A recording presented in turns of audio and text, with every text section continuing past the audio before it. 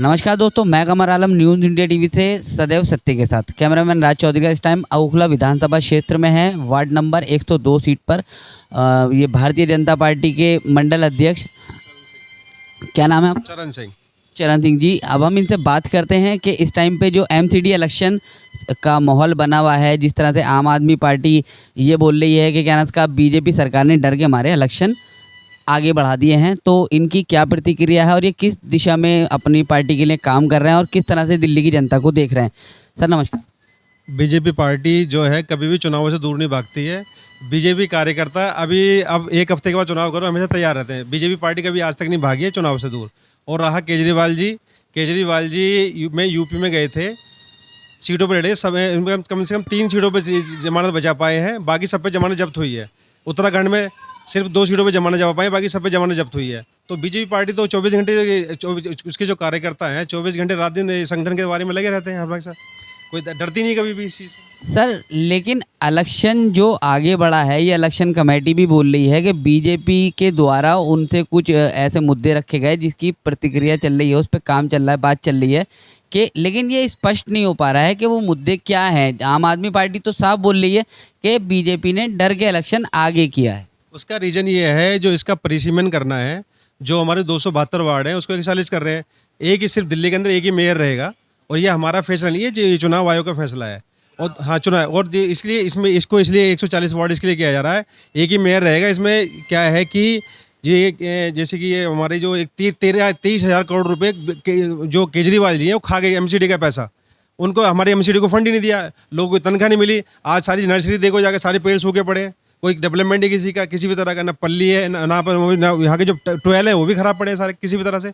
यानी कि एमसीडी को डाउन करने के लिए केजरीवाल जी ने सारा पैसा फंड खा के बैठा हुआ है, 30,000 करोड़, अभी तक कोई वापस नहीं दिया उसने। लेकिन केजरीवाल सरकार जी ने एमसीडी का पैसा खाया है, ये काफ़ी जगहों पे चर्चा में रहा है और ये इससे पूरा देश अवगत है कि ऐसा नहीं है कि केजरीवाल सरकार के ऊपर ये इल्ज़ाम अभी लगे हैं, ये बहुत टाइम से लगते चले आ रहे हैं और इसका कहीं ना कहीं विरोध भी हुआ है।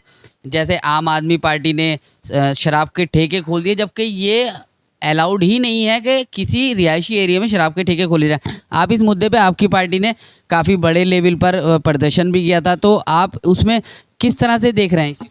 सर मैं सीधे एक बार बताऊंगा, आज महिलाओं के लिए, सिर्फ महिलाओं के लिए स्पेशल ठेके खोले गए हैं, पिंक ठेके खोले गए हैं। 30% महिलाओं को वहाँ पर डिस्काउंट मिलेगा। ये बताइए 30% डिस्काउंट मिले, जो आदमी जो ज़्यादा नशा करता है वो तो बीवियों को मार मार के भेजेगा अपने घर से। जाइए 30%, 1,000 रुपये की बोतल है, 700 की मिलेगी, 300 रुपये का फायदा मिलेगा ना, तो मार के भेजेगा। और बीजेपी पार्टी ने क्या किया है, पिंक हमने वो खोले बूथ महिलाओं की सुरक्षा के लिए, हमने पिंक बूथ खोले, उन्होंने पिंक ठेके खोले, उन्होंने पिंक बूथ खोले। सर ये चीज़ आप देखिए कि भारतीय जनता पार्टी जो उन पे तोहमत लगा रही है, उनके जो काम है उस पर बार बार आवाज़ उठा रही है। भारतीय जनता पार्टी ने शुरू से ही ये करा है कि जब भी कहीं देश में गलत हुआ है तो उनके लीडर्स और उनके कार्यकर्ता हमेशा आगे खड़े हुए हैं। आज जैसे ईवीएम का मसला चल रहा है तो विपक्ष बिल्कुल गायब है।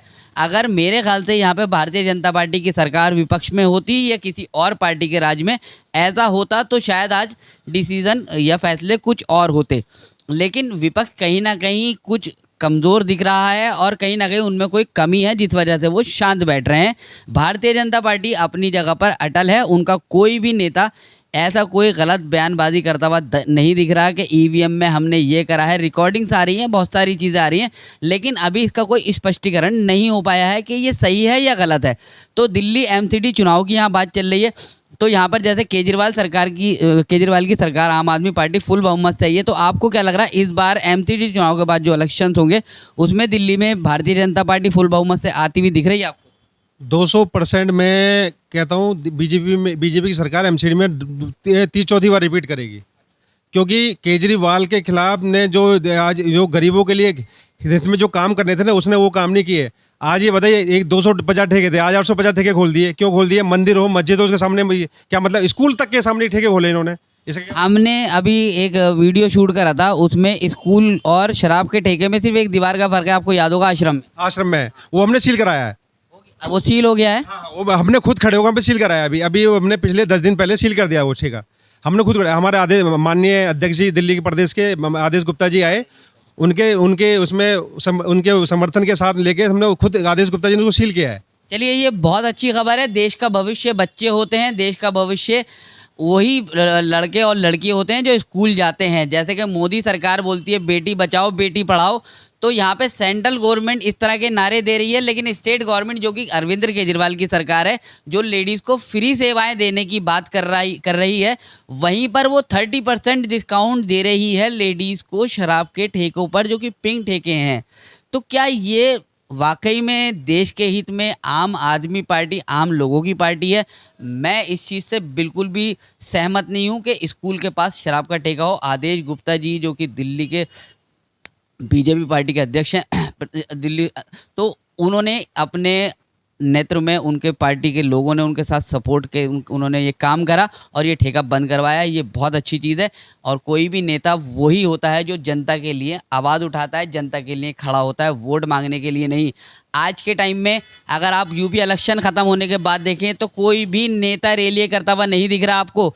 बात इसमें भारतीय जनता पार्टी या किसी पार्टी की नहीं, कोई भी नेता। दिल्ली के अंदर 10 ठेके हम बंद करवा चुके हैं। 10 ठेके हमने खुद बंद कराए हैं आदेश गुप्ता जी के नेतृत्व में। अब ये बताइए, दिल्ली को शिक्षा की ज़रूरत है, हेल्थ की ज़रूरत है, क्या ये शराब के ठेके की ज़रूरत है यहाँ पर? बताइए आप। अब आयुष्मान योजना 5 लाख रुपए तक का फ्री इलाज मिलता है, दिल्ली में लागू नहीं कर रहे। वो क्यों नहीं कर रहे लागू, ये बताइए मुझे आप। सर ये अभी क्या बोलते हैं उसको, एक वीडियो हुआ था, क्या नाम का मैं उस चैनल का नाम भूल रहा हूँ कौन सा था, उसमें मैंने देखा था।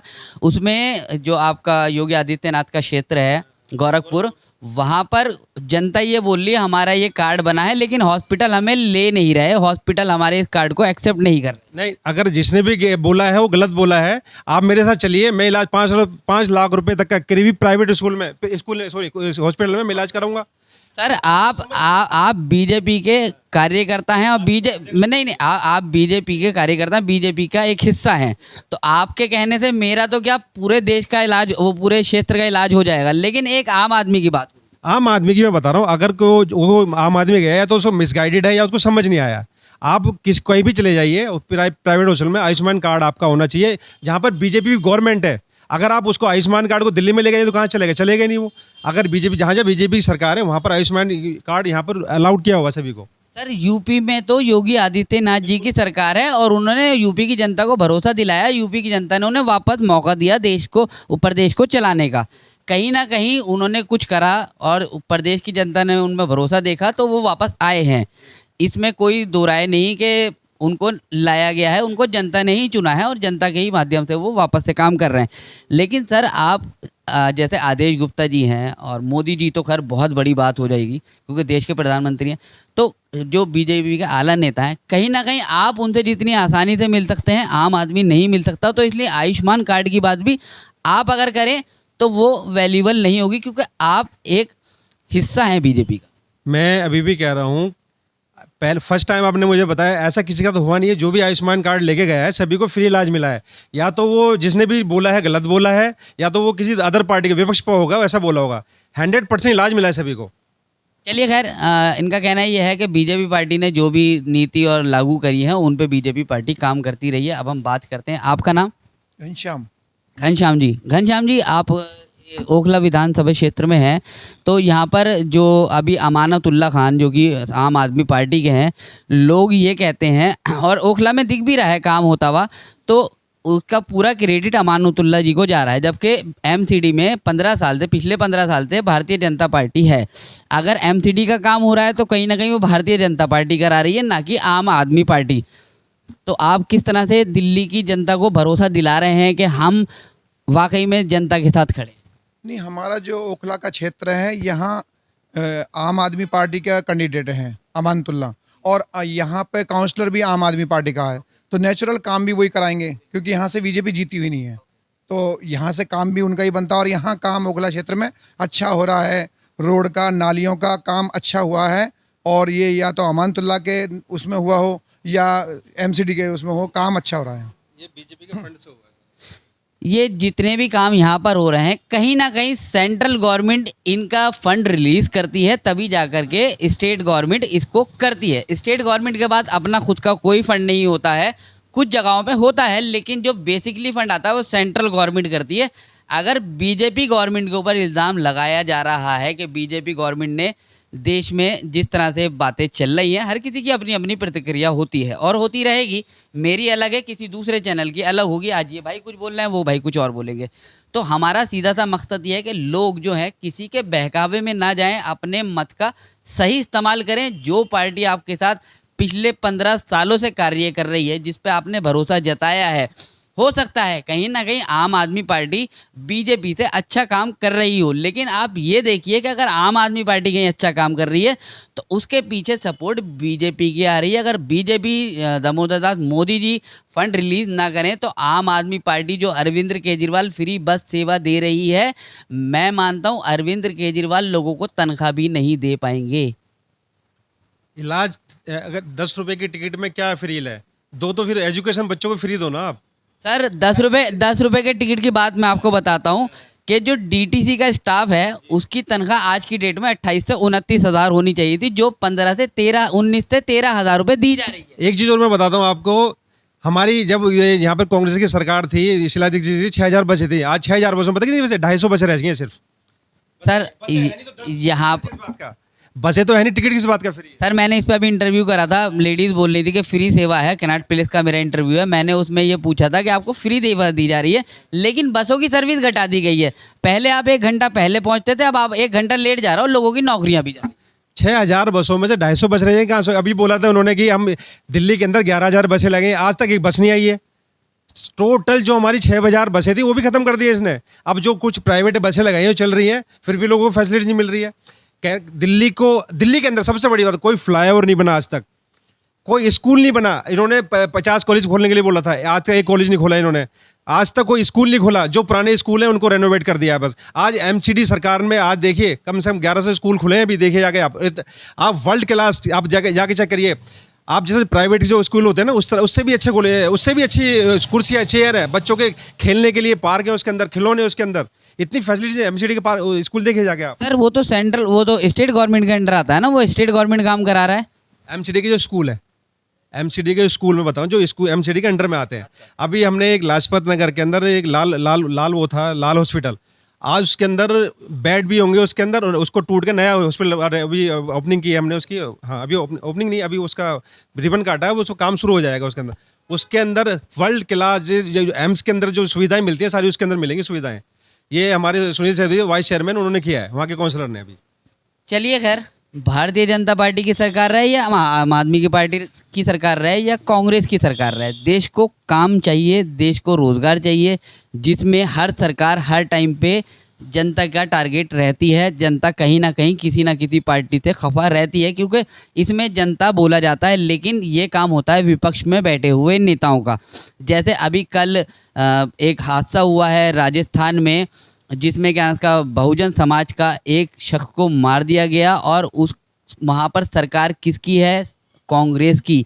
जो प्रियंका गांधी वाड्रा और राहुल गांधी जी बहुजन समाज के लिए, अल्पसंख्यक समाज के लिए उत्तर प्रदेश में रैलियां कर रहे थे, अखिलेश यादव जी आज उनमें से कोई एक भी ट्वीट करता हुआ नहीं दिख रहा है। रैली करना और इस तरह से इलेक्शन की कैंपिंग करना ये पार्टियों की रणनीति बन चुकी है। तो इसी तरह की जानकारी के लिए आप देखते रहिए। अगर हमारी किसी बात से आपको जानकारी चाहिए हो, अच्छी लगी हो, तो प्लीज़ कमेंट बॉक्स में शेयर करिए, कमेंट बॉक्स में हमें कमेंट्स करिए, और हमारे लाइक को चैनल और सब्सक्राइब कीजिएगा। मैं कमर आलम, कैमरामैन राज चौधरी के साथ, न्यूज़ इंडिया टीवी, सदैव सत्य के साथ।